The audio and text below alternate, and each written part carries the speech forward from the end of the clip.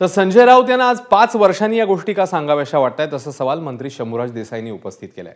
तर दुसरीकडे मुख्यमंत्रीपदासाठी उद्धव ठाकरेंच्या नावाला संजय राऊतांचाच विरोध होता असा आरोप मंत्री नितेश राणेंनी केलाय। 21 दिवस आम्हाला फिरवलं मुंबईमध्ये, नवीन आमदार आम्ही निवडून आलतो 2019च्या विधानसभेला 15 दिवस आम्हाला ठेवलं आणि आमच्याकडं असं बोर्ड दाखवलं। माननीय उद्धव ठाकरे साहेबांनी, शिंदे साहेब आमच्या बरोबर बसले होते आणि शिंदे साहेबांकडे बोर्ड दाखवून म्हणले मला सामान्य शिवसैनिकाला मुख्यमंत्री करायचं आहे। एका रात्रीत काय घडलं?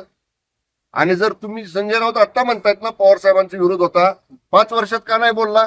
पवार साहेबांच्या मांडीला लावून बसताय ना अजून सुद्धा। उद्धव ठाकरेंना मुख्यमंत्री करण्यामध्ये संजय राजाराम राऊतचा विरोध होता। थोडं मनमोकळी तुम्ही केसरकर साहेबांना बोला तर ते बोलतील खरं काय सत्य काय। नेमकं उद्धव ठाकरेंना मुख्यमंत्री बनण्याच्या अगोदर हे स्वतः स्वप्न बघत होते। आमदारांना फोन गेलेले सामनातून, पण जमायच्या टायमाला 5-7 आमदार बनले व जमले।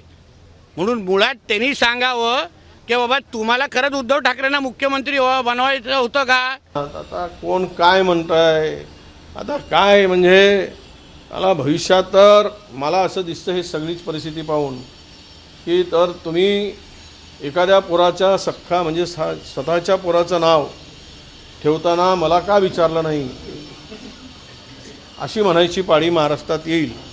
इतकं विचित्रपणा महाराष्ट्रामध्ये दिसतो आहे।